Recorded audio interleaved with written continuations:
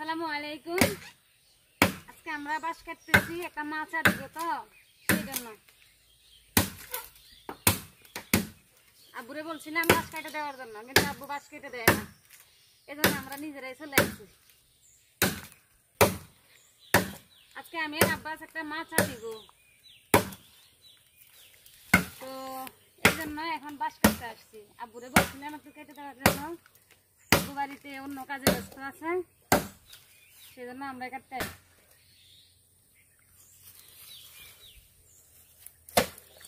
আমাদের পাহাড়ে বাঁশের অভাব নাই।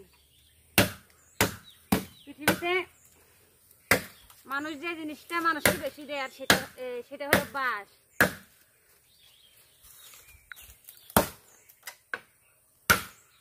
এটাই হলো আমাদের সেই বাঁশ।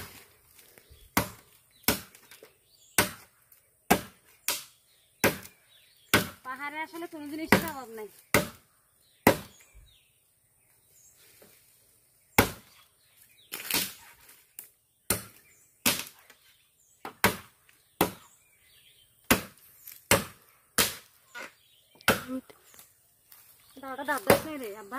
দিছি না কাটা যায় না কা